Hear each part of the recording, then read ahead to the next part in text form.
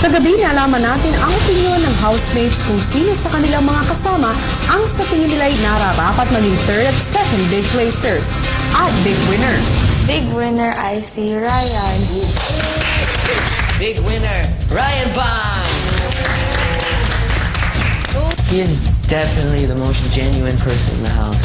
He's so funny, but yet at the same time he has so much wisdom. He's a big winner person. He is. Is your day fun? Yes. Oh, it's really, oh my God, it's really great. Of course, I was really happy. It's really great because my housemate think I'm doing, and yeah. I was so happy to give Ryan first place. I was like, Ryan!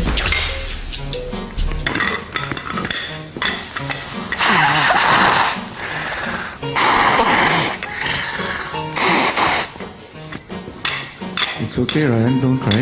Oh, I'm okay.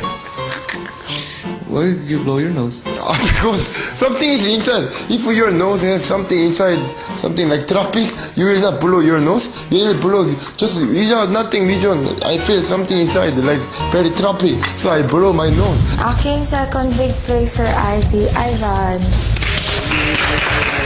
Second place, Ivan. Ivan. Big winner is Ivan. He's the most organized, hardworking, always trying to keep everyone together. He's a good leader. That was an easy choice. You look proud wearing it. I'm very thankful for the support that my housemates give me. Ang aking third big placer, Brad Jackson. Brett. See Brett. Seriously, yeah, it's nice. It's cool, like, that they thought of me like that. I mean, I didn't know. Big winner, I see Devil. Big winner. It's Devon. Ano, masarap po. Akala ko walang bibigyan ng first na lang. O dan, nashock ako dun. I'm so happy. Ganun. Aking big placer, I me. Para po sa kanyang family. Ang aking third big placer, I see Fritzy. It's Fritz. Masaya po ito kasi binigyan nila ako ng medal. And aking big winner ay ako. I believe in myself and I am capable to do things. Parang ang sarap nila bigyan lahat ng medals pero yun po, 3 lang. And how do you feel that you didn't get any medal? It's okay with me because I didn't even put myself on the board. That's what I expected. It's weird because I want the other housemates to win. Ano naman ang pakiramdam mo, Ann, at hindi ka nakatanggap ng kahit na isa sa mga medalya? Parang medyo sad and maybe hindi ko nagawa best ko. I think I just have to work harder po and do my best in everything. Tapos nang bigayan ng mga medalya. Pero ang di alam ng 7 housemates, yun na ang huling gabing magkakasama sila. Dahil ngayong gabi, tuluyan ang lalabas ang isa sa Teen Internationals para mabuo na ang ating Team Big Six.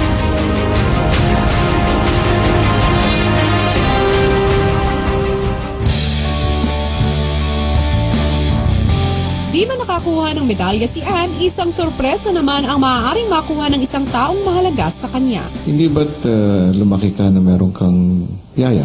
Opo. Ilan yung naging yaya mo? Yung pinaka-close, Oo. 2. Sila yung nagpalaki sa akin.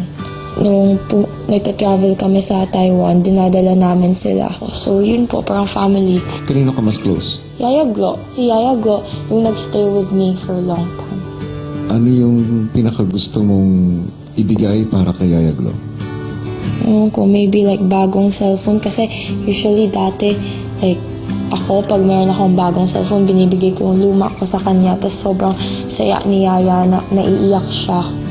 Gusto mo bang mabigyan si Yaya Glo ng cellphone? Oo, kuya, seryoso. Sa mga gawaing bahayan, Opo. ano yung mga hindi mo talaga nagagawa o ayaw mo gawin? Wala naman po. Hindi lang ako sanay sa mga gawaing bahay. Pero nung nandito na po ako sa bahay niyo, parang sinusubukan ko naman po lahat. Para maibigay ang cellphone sa kanyang Yaya Glo, magiging yaya on skates itong si Ann at ang kanyang isusuot na costume ay siya mismo ang nagdisenyo noong panahon na nag-figure skating pa siya. Hindi mo maaaring sabihin kahit kanino na ang ginagawa mo ay para sa isang task. Don't make fun! Don't make fun!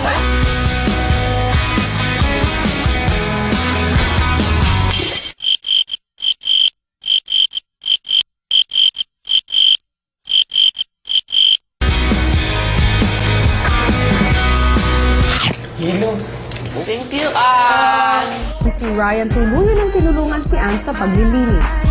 My first love broke my heart for the first time, and I was like, baby, baby, baby, oh, like, baby, baby, baby, no. Kuya, I think I'm done. I'm so tired. I'm glad I'm doing this for Yaya Glo. Siya ba nagturo sa'yo ng Bisaya? Sabi nila, natuto na lang ako. Dahil nadidinig mo sila kung nagsasalita ng Opo, Bisaya. since pinanganak ako. So, yung nadidinig ko sa bahay, Bisaya and Chinese. Kaya natuto ako kahit hindi ako nag-aral. So, proud ka, Ann, na marunong kang umintindi at magsalita ng Bisaya. Opo, natutuwa nga. Pati si Mama minsan sasabi niya, unsa, like that. Alam mo ba yung usahay? Usahay sometimes. Tama. Huh. Isang sikat na Visayan song. Sa puntong ito, gusto ko ay pag-aralan mo ang kantang ito. Sige po. Para tuluyan ang matapos ang kanyang misyon tulad ng pagtuturo ng kanyang yaya ng salitang Bisaya, tuturuan sina Ryan at James ng isang kanta na Visayan folk song ng usahay. Ian, you will sing. You also, I think, a little, but Victoria. Are you kidding me? Usahay, magandang kung ako, na ikaw ako, nakakigumpay.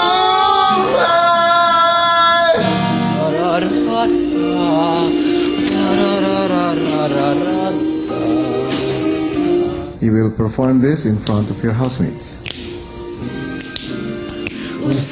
Usahay, magandang kung ako, Na ikaw ako, nakahigumay. Ang gumakanin mo, kanin mo na. Slow clap. Brett, Ivan, Devon, Fritzy. Anong masasabi niyo? Maayos-ayos tanan po. Magaling po. Mahusay po. Mahusay. 야, 우리 쭈쭈쭈쭈 원, 투, 쓰리, 고 쭈쭈쭈쭈쭈쭈쭈쭈쭈쭈쭈. Ann, nais kong iparating sa'yo na sa puntong ito, nagtatapos na ang mission mo. Dahil sa sakripisyo ni Ann, tuluyan ninyang mabibigyan ng munting regalo ang kanyang Yaya Glo. Oh,